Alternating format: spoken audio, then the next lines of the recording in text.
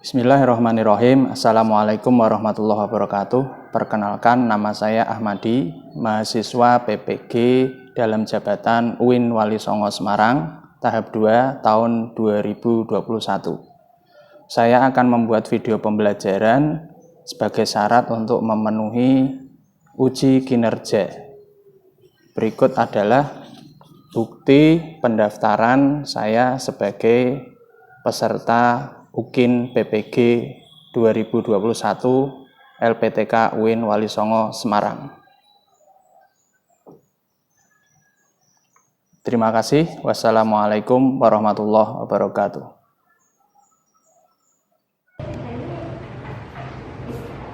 Baik, bismillahirrahmanirrahim. Assalamualaikum warahmatullahi wabarakatuh.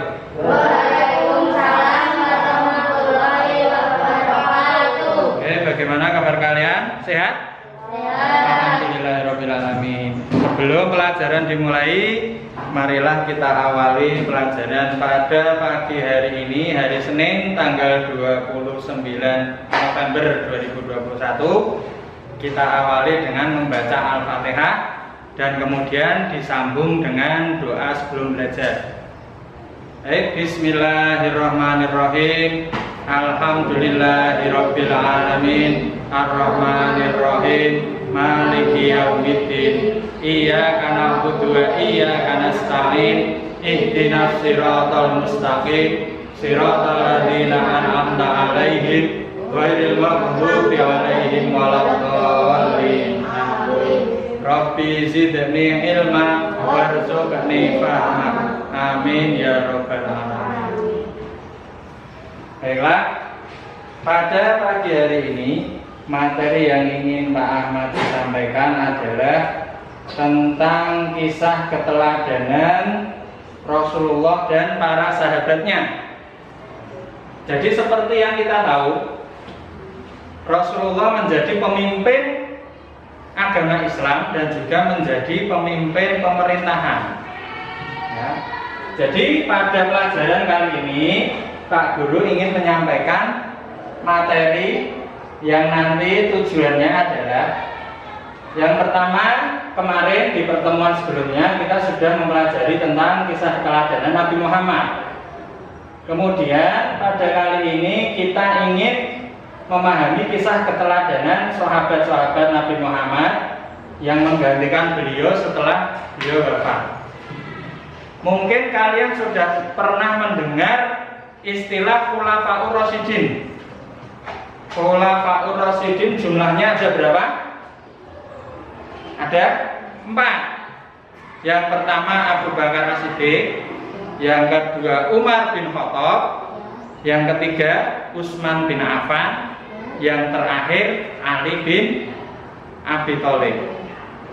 Jadi pada pelajaran pada pagi hari ini kita ingin mempelajari tentang kisah keteladanan yang dicontohkan oleh para sahabat. Tujuannya, yang pertama, kalian akan memahami kisah keteladanan sahabat-sahabat Nabi Muhammad, ya, yang di poin nomor 6. Kemudian kalian nanti akan bisa menceritakan kisah keteladanan sahabat-sahabat Nabi Muhammad. Dan juga Pak Guru ingin menambahi, kita harus bisa mengambil contoh dari keteladanan Nabi Muhammad dan para sahabatnya yang kemudian akan kita manfaatkan atau kita terapkan dalam kehidupan sehari-hari. Baik, untuk selanjutnya mari kita melihat presentasi yang akan Pak Guru tampilkan di layar berikut. Nah, diawali dari kepemimpinan sahabat Rasulullah yang bernama Abu Bakar. Abu Bakar menjadi pengganti dari Rasulullah setelah Rasulullah ini wafat. Nah, Abu Bakar ini memiliki nama asli Abdullah bin Abi Quhafah At-Taimi. Nah, Abu Bakar ini bukan nama sebenarnya. Orang-orang Arab ini punya kebiasaan memberi nama julukan kepada orang-orang yang memiliki kepribadian berbeda daripada yang lain. Contohnya Abu Bakar ini, ya. Abu Bakar ini juga mendapatkan gelar As-Siddiq. Gelar As-Siddiq ini didapatkan dalam peristiwa Isra Mi'raj. Jadi seperti yang sudah kita ketahui bersama, peristiwa Isra Mi'raj itu terjadi dua hal. Isra yang artinya perjalanan pada malam hari, Mi'raj yang artinya naik dari langit bumi ke Sidratul Muntaha. Sekarang Pak Guru ingin tanya, apakah kalian sudah memahami tentang kisah Isra Mi'raj? Dalam kisah Isra Mi'raj itu Nabi Muhammad mendapatkan perintah untuk melaksanakan apa? Melaksanakan apa? Ayo, siapa yang punya pendapat atau pernah mendengar kisah tentang Isra Mi'raj? Silakan tunjuk jari. Perintah untuk apa? Perintah untuk perang. Ada yang lain? Ayo sampaikan pendapat kalian. Perintah untuk apa ya kira-kira ya? Untuk dakwah. Ayo yang lain. Ini udah 2 kali nyebut. Ayo yang lain. Yang belum. Apa ya? Perintah untuk melakukan amal baik. Perintah untuk Melakukan amal baik. untuk beramal baik. Oke, kurang tepat. Isra Mi'raj adalah peristiwa di mana Allah ini memanggil Nabi Muhammad naik ke Sidratul Muntaha untuk menerima. Nabi Muhammad dipanggil oleh Allah ke Sidratul Muntaha untuk menerima perintah sholat. Perintah sholat. Perintah sholatnya berapa kali? Berapa? Berapa kali? Ayo, sebutkan yang keras. Berapa kali perintah sholat? 5. Ya, 50 kali. Loh, Pak, kok 50 kali? Benar. Perintah pertama yang disampaikan oleh Allah adalah semua pengikut Nabi Muhammad, semua kaum muslim wajib melakukan sholat 50 kali. 50 kali, Pak. Banyak banget, Pak. Coba kita bayangkan, dalam sehari semalam ada berapa jam? 24 jam. Kalau dalam 24 jam itu kita wajib sholat 50 kali, berarti kurang lebih setiap setengah jam kita sholat. Kira-kira mampu enggak kita? Oh, tidak mampu, Pak. Tapi ketika Nabi Muhammad menerima perintah itu, apakah Nabi Muhammad menerima? Iya, diterima. Nabi Muhammad tidak berani untuk menolak, karena itu perintah langsung dari Allah. Dan Nabi Muhammad itu satu-satunya Nabi dan Rasul yang dipanggil langsung oleh Allah. Ya. Istimewanya peristiwa Isra Mi'raj itu dibandingkan dengan mukjizat-mukjizat yang diterima oleh Nabi dan Rasul selain Nabi Muhammad. Yang lain menerima perintah Allah, menerima wahyu Allah melalui malaikat Jibril, betul. Tapi khusus untuk sholat, perintah sholat, Nabi Muhammad tidak menerima wahyu atau perintah melalui malaikat Jibril, langsung dipanggil oleh Allah naik ke Sidratul Muntaha. Mendapatkan perintah sholat 50 kali, Nabi Muhammad menerima. Siap, laksanakan. Turun dari Sidratul Muntaha ketemu dengan Nabi Musa. Tahu enggak Nabi Musa? Nabi Musa itu yang mukjizatnya apa? Nah, betul. Yang tongkatnya bisa menjadi ular. Nabi Musa mencegat Nabi Muhammad ketika turun dari Sidratul Muntaha. Assalamualaikum ya Muhammad. Waalaikumsalam Nabi Musa. Ada apa? Dapat perintah apa dari Allah ya Muhammad? Oh, perintah sholat. Berapa kali? 50 kali. Waduh, Nabi Muhammad jangan. Anda mampu melaksanakan, tapi umatmu tidak mampu. Terus bagaimana Nabi Musa? Nabi Muhammad tolong minta kepada Allah, minta keringanan agar dikurangi kewajiban sholat 50 kali. Oh begitu ya? Iya. Karena sekali lagi umat Nabi Muhammad tidak akan mampu untuk melaksanakan sholat setiap setengah jam sekali, itu tidak mampu. Karena pertimbangan Nabi Musa, Nabi Muhammad kembali lagi kepada Allah, mohon maaf, ya Allah, apa boleh kami memohon keringanan untuk umatku? Sekiranya umatku melaksanakan sholat 50 kali dalam sehari semalam itu tidak mampu. Kemudian dikabulkan oleh Allah, dikurangi menjadi 45, dikurangi 5 tok. Turun lagi, ketemu lagi Nabi Musa. Bagaimana ya Muhammad? Wah sip, sudah dikurangi sama Allah berapa? 45. Oh jangan, minta lagi, balik lagi, berulang-ulang kembali, naik lagi minta keringanan, turun lagi ketemu Nabi Musa, naik lagi minta keringanan. Ya Muhammad berapa kali? 5 kali. Aduh, itu masih terlalu sulit untuk umatmu. Coba minta lagi kepada Allah. Aduh Nabi Musa, saya sudah malu sama Allah. Dari 50 kali tinggal 5 kali kok masih minta diskon. Nabi Muhammad malu. Dan kata-kata Nabi Musa terbukti zaman sekarang. Ayo, siapa yang masih bolong sholat lima waktunya? Acung. Wah. Jadi yang 5 kali saja, benar Nabi Musa bilang, ya Muhammad 5 kali saja umatmu nanti masih susah. Nah, kembali lagi ke sini. Ketika peristiwa Isra Mi'raj itu, perjalanan dari Mekah menuju ke Palestina yang biasanya dilakukan menempuh waktu berbulan-bulan hanya selesai dalam waktu singkat. Jadi jauh. Zaman dulu kan belum ada kendaraan ya, belum ada pesawat.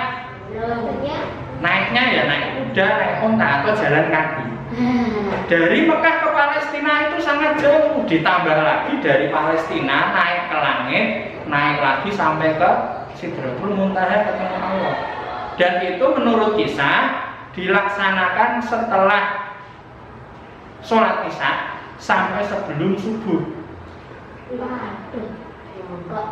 Nah, ketika Nabi Muhammad kembali ke Mekah, banyak orang yang tidak percaya. Tidak mungkin ada manusia bisa melakukan perjalanan dari Mekah ke Palestina, terus naik ke langit sampai ke Sidratul Muntaha hanya dalam waktu 1 malam. Oh tidak mungkin, saya tidak percaya. Hanya 1 orang yang mempercayainya langsung, yaitu siapa?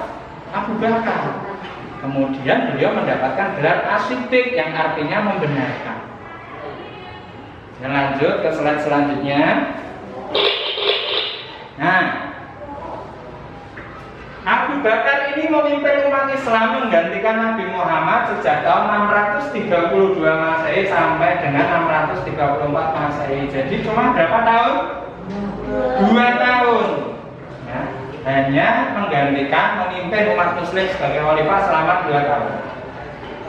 Dalam menentukan keputusan, beliau Abu Bakar ini selalu mengajak para sahabat untuk bermusyawarah. Abu Bakar memimpin umat Muslim menggantikan Nabi Muhammad sejak 632 Masehi sampai 634 Masehi. Jadi hanya dalam waktu 2 tahun. Dan dalam pengambilan keputusan beliau mengutamakan yang namanya musyawarah. Jadi beliau berusaha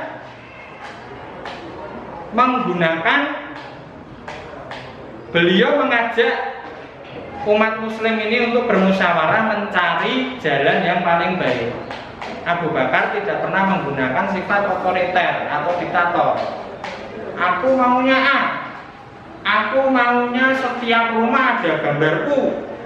Sing tidak ada gambarku rumahnya tak rubuhkan. Tidak seperti itu. Jadi setiap keputusan diambil dengan cara musyawarah. Ya. Di sini ada beberapa kisah. Contohnya, suatu ketika datang kepadanya wanita yang bernama Munaisah berkata, "Hei Abu Bakar, apakah engkau masih dapat menolong kami memerah susu kambing sebelum menjadi khalifah?" Jawab Abu Bakar, "Insya Allah aku akan tetap bersedia menolong kami." Meskipun Abu Bakar sudah menjadi pemimpin negara, kalau bahasa sekarang jadi apa? Kalau di Indonesia jadi presiden. Tapi beliau tidak sombong dan masih mau memerah susu untuk rakyatnya di kampung. Tapi Abu Bakar ini tidak pernah menampakkan sifat seperti itu, walaupun sudah jadi pemimpin. Tapi kesulitan rakyatnya tetap mau menolong secara langsung. Jadi kebiasaan Abu Bakar ini tidak pernah sebagai seorang pemimpin ini terus tutup mata dengan kondisi masyarakatnya. Maka walaupun hanya 2 tahun memimpin umat muslim pada waktu itu, namun rakyatnya ini merasakan bahwa kepemimpinan Abu Bakar ini sangat baik. Ya. Untuk kesejahteraan rakyatnya, beliau mendirikan Baitul Mal, yaitu suatu lembaga yang mengurusi kas dan keuangan negara. Jadi kalau zaman sekarang istilahnya kan ada infak, ada sedekah, ada zakat, ada pajak, ya toh. Nah, zaman Abu Bakar pun sudah ada namanya Baitul Mal. Pedagang bayar pajak, masuk Baitul Mal. Ada yang berinfak, ada yang bersedekah, masuk Baitul Mal. Terus ketika ada kayak tadi ibu-ibu yang janda tidak punya penghasilan tadi, miskin tadi, ditolong, diambilkan dari apa tadi namanya? Baitul Mal. Karena memang Baitul Mal ini didirikan untuk membantu umat muslim. Nah, kemudian setelah Abu Bakar wafat, dilanjutkan oleh Umar bin Khattab. Yo, siapa pernah mendengar kisahnya Umar bin Khattab? Umar bin Khattab itu dulunya apa? Dulunya preman. Tahu enggak preman? Wah, orang nakal. Sukanya mabuk-mabukan, suka berjudi. Bahkan Umar bin Khattab ini pernah mengubur anak perempuannya hidup-hidup. Wih, mesakemen Pak. Jadi bukan hanya zaman sekarang. Pernah kalian mendengar di radio atau melihat di televisi atau membaca di koran, ditemukan anak bayi dibuang di sungai, dibuang di tempat sampah. Pernah? Ternyata sejak zaman dulu itu sudah terjadi. Orang-orang Arab itu malu kalau punya anak perempuan. Karena untuk orang Arab zaman dahulu sebelum datangnya Islam, sebelum kelahiran Nabi Muhammad, orang-orang Arab itu anak perempuan dianggap sebagai beban. Isin, malu kalau punya anak perempuan. Tapi kalau anak laki-laki, wah, disanjung-sanjung, dipenuhi semua keinginannya, pokoknya dimanja. Nah, Umar bin Khattab di masa lalu pun seperti itu. Ya, terkenal sebagai orang yang keras. Bahkan pernah mencoba untuk membunuh Nabi Muhammad. Ya. Nah, di sini Umar bin Khattab ini mempunyai nama asli Umar bin Abdul Uzza. Menjadi khalifah menggantikan siapa tadi? Abu Bakar dari tahun 634 sampai 644 Masehi. Berapa tahun? 1 tahun. 10 tahun Kak. 10 tahun. Menjadi khalifah menggantikan Abu Bakar selama 10 tahun. Beliau seorang yang pemberani, oh jelas. Dari sebelum masuk Islam wis kendel. Jujur, adil, tegas, bijaksana, dan bertanggung jawab terhadap rakyatnya. Beliau juga seorang pemimpin yang hidup sederhana dan suka bermusyawarah. Nah, ini ada kisah. Suatu ketika Khalifah Umar bin Khattab menyuruh anaknya untuk mematikan lampu di dalam ruangan kantor Khalifah. Umar bin Khattab meminta anaknya untuk mematikan lampu karena apa? Karena ketika anaknya datang ini untuk kepentingan pribadi. Umar bin Khattab tidak mau menggunakan fasilitas negara untuk kepentingan pribadi dan keluarganya, walaupun hanya lampu. Nah, zaman dulu lampunya pakai minyak, ya, pakai lampu minyak, tidak mau. Terus pernah terjadi suatu kisah seperti ini. Ada seorang gubernur di suatu wilayah. Ini dia menyakiti orang non-muslim. Rumahnya dihancurkan karena rumahnya ini dilewati oleh proyek negara. Mau dibeli rumahnya tidak boleh, disuruh pindah tidak mau, akhirnya dihancurkan. Nah, orang non-muslim tadi lapor kepada khalifah. Ketika datang, kemudian bingung mencari rumah khalifah yang mana. Terus ketemu dengan seseorang. Ada apa, Pak? Dari mana kok kayaknya Bapak ini bukan orang sini? Oh iya, saya dari sana, Pak, dari jauh. Saya kesini mau bertemu khalifah. Loh, mau bertemu khalifah, kepentingannya apa? Terus cerita orang non-muslim tadi, rumah saya dihancurkan karena dilewati oleh proyek negara. Sedangkan saya tidak mau pindah dan saya tidak mau menjual rumah saya karena itu peninggalan dari keluarga saya. Nah, saya datang ke sini ingin mencari keadilan. Katanya Khalifah Umar bin Khattab ini orang yang adil. Oh gitu ya. Udah gini aja, tak bantu mau. Ya.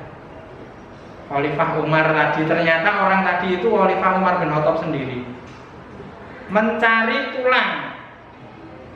tulang onta, terus digaris pakai pedang, seret sampai ada bekasnya.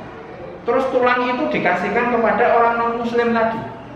Bingung, lah saya datang ke sini mau bertemu khalifah kok dikasih tulang sama orang yang saya tidak kenal.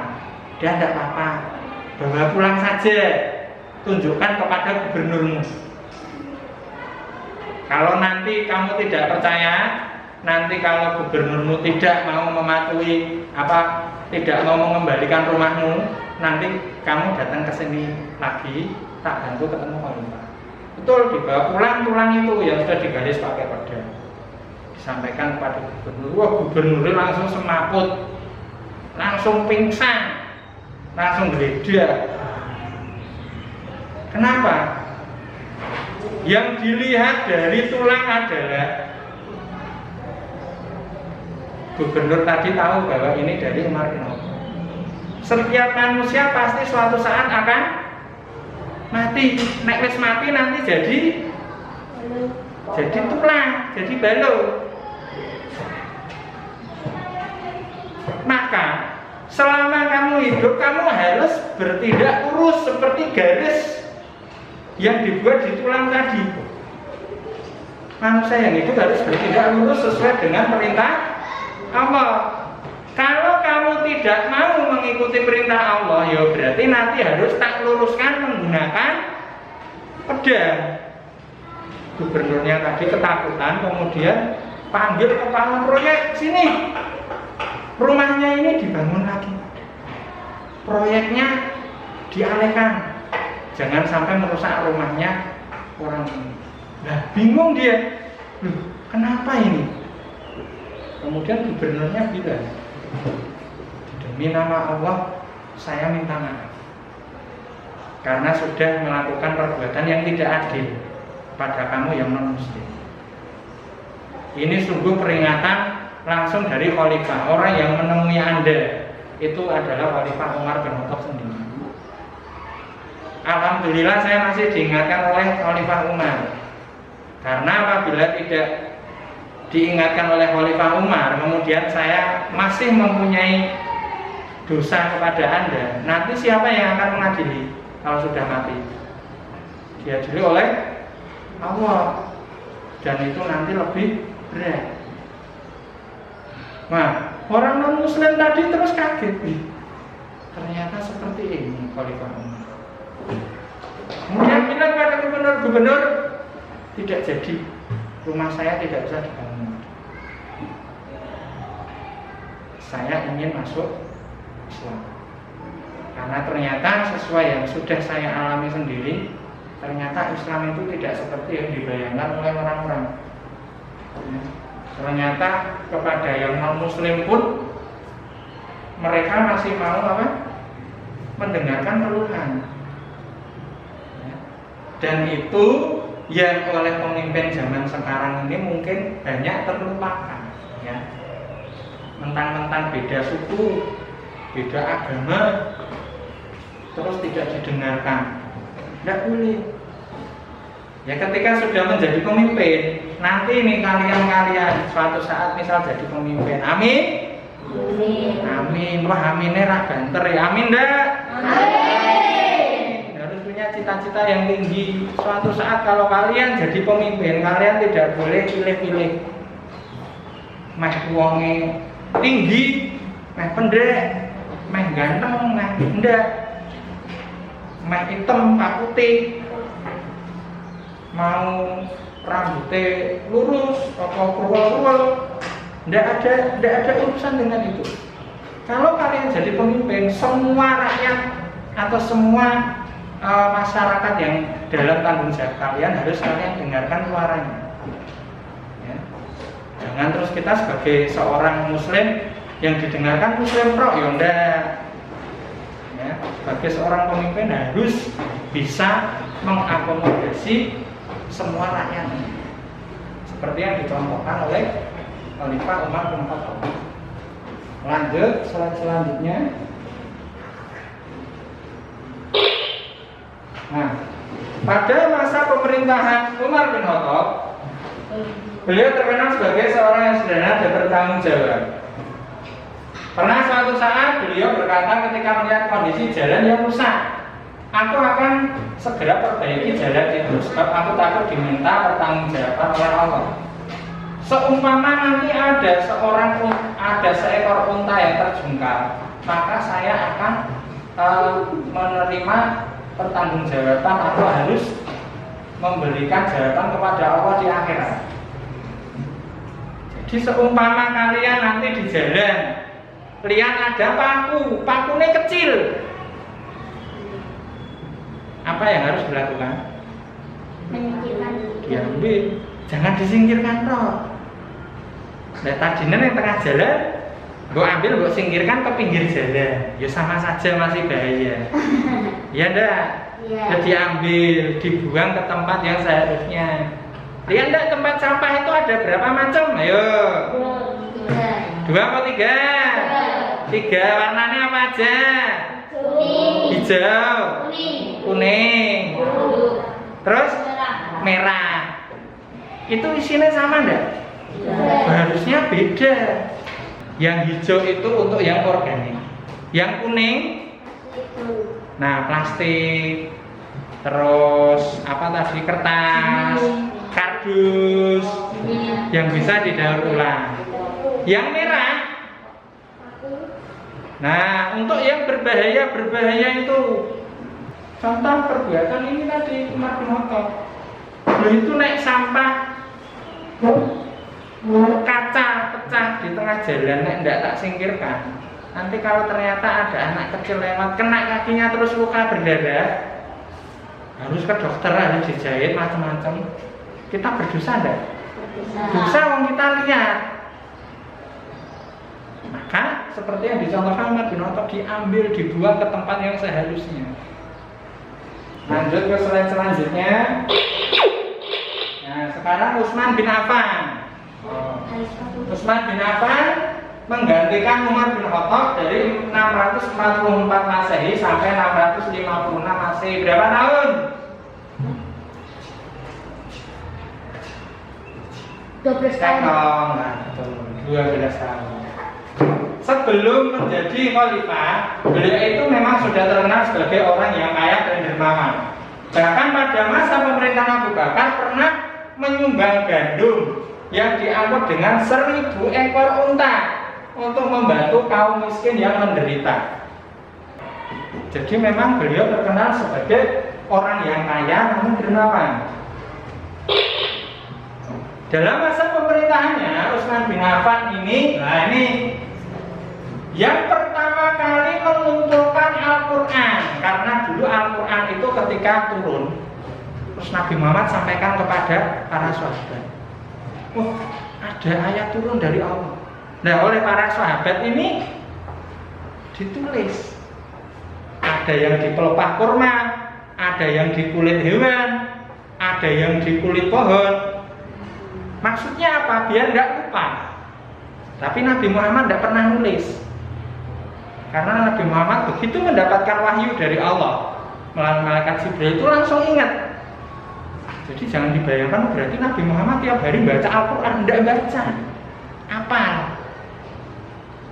Nah, karena Al-Quran itu oleh para sahabat ditulis di macam-macam tadi dan tersebar. Nah, kemudian oleh Utsman bin Affan dikumpulkan melalui perintah diketuai oleh Zaid bin Sabit, anggotanya Abdullah bin Zubair dan Abdurrahman bin Haris. Dikumpulkan Quran yang kemudian dijadikan 4 mushaf, 4 kitab yang kemudian disebut sebagai mushaf Utsmani. Tapi jangan dibayangkan seperti Al-Quran zaman sekarang. Nah, Al-Quran zaman sekarang kan sudah ada harokatnya, ada fathah, kasroh, dhamma, tanwin, sukun dan macam-macam. Zaman dulu enggak. Jadi kalau Al-Quran itu zaman dulu hanya hurufnya saja, tidak ada harokatnya. Contoh, misal tulisan Bismillahirrahmanirrahim.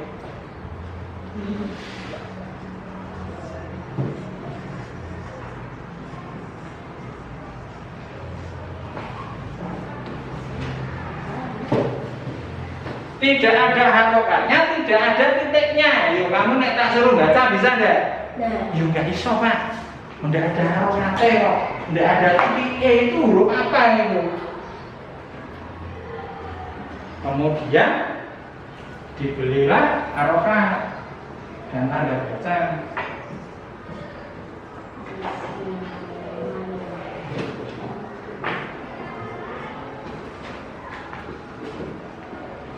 Yang kemudian bisa kita lihat, bisa kita baca dalam mushaf Al-Quran zaman sekarang. Jadi ini termasuk ke dalam jasa yang dilakukan oleh Utsman bin Affan. Nah, yang terakhir yang keempat, Ali bin Abi Thalib. Ali bin Abi Thalib ini berarti kalau kita lihat dari namanya Abi Thalib, berarti siapanya Nabi Muhammad? Pamannya. Kok pamannya? Pamannya kan yang Abi Thalib. Kakek. Ada kakeknya. Berarti kalau anak paman itu apa jenenge? Nah, ponakan. Ponakan apa sepupu? Aduh Pak, bingung Pak, pokoknya masih saudara. Sepupu ya lebih tepat. Ali bin Abi Thalib adalah seorang Khalifah Rasyidin yang terakhir, anak dari paman Rasulullah yaitu Abi Thalib. Hal itu sudah dibuktikan Ali bin Abi Thalib ketika masih kecil harus menggantikan ridho Rasulullah. Padahal rumah Rasulullah dikepung pemuda Quraisy yang ingin menyakiti Rasulullah yang akan pergi hijrah. Kan ceritanya Nabi Muhammad kan kabur ya dari Mekah. Pergi kemana? Pergi kemana? Palestina bukan. Pergi kemana? Pergi ke Madinah. Itu kan ngumpet, sembunyi-sembunyi. Iya. Nah terus umat Muslim yang lain gimana Pak? Wes duluan, sudah berangkat duluan. Lah itulah Nabi Muhammad. Nek mangkat perang majune nek arep ning mburi nek jenderal itu. Di depan ning arep dhewe. Kalau perang beliau maju paling depan. Terus ketika mengundurkan diri, beliau di mana? Di belakang sendiri. Zaman sekarang ada pemimpin kayak gitu. Loh enggak. Coba nek kamu lihat di kartun-kartun itu ada raja perang. Serbu rajanya di mana? Mau di tengah nek dhewe. Ya tak di belakang toh? Mbek makan, minum mbek kipas-kipas. Hanya itu yang sebelah sana serang. Yang sini mundur kan gitu. Nabi Muhammad enggak. Nabi Muhammad itu ketika jadi pemimpin perang ya maju ngarep dhewe. Dan ketika nanti mundur, ndak lari ngarep dhewe. Nek tadi yang Pak Guru ceritakan jenderal tadi yang ngomongkan di belakang, waduh, wis mek kalah. Mundur, saya mundur siapa saya? Jenderalnya saya mundur. Nabi Muhammad enggak. Ketika umat muslim harus hijrah ke Madinah, umat muslim disuruh dulu ya. Nabi Muhammad kari dewe ditemani oleh Abu Bakar. Nah, rencana itu bocor. Orang-orang kafir Quraisy tahu bahwa Nabi Muhammad mau melarikan diri di apa mau jenenge dikepung rumahnya. Kok awas ya, Muhammad metu tak bunuh, tak jus, tak dor, biar mati. Nah, Ali bin Abi Thalib yang mengajukan diri. Ya Muhammad, nanti kalau kalian sudah mau pergi, nanti biar saya yang tidur di tempat tidurmu. Lah, kamu tidak takut nanti kalau kamu langsung dibunuh? Tidak, saya tidak takut. Nah, terus Nabi Muhammad keluar atas izin Allah. Pemuda kafir Quraisy yang mengepung rumah tadi dibikin ngantuk sampai tidak sadar bahwa Nabi Muhammad ini sudah keluar. Terus ketika mereka tersadar masuk ke rumah, wes nyepel pedang, dijus, dibuka selimutnya, Siapa yang di situ? Siapa yang di situ? Ali bin Abi Thalib kaget loh. Mana Muhammad? Oh saya tidak tahu, saya dari tadi tidur di sini. Nah itu. Coba nek zaman sekarang berani enggak? Mau Pak. Saya tidak berani. Jadi Ali bin Abi Thalib itu sampai pernah menggantikan untuk tidur di tempat tidurnya Rasulullah ketika Rasulullah akan dibunuh.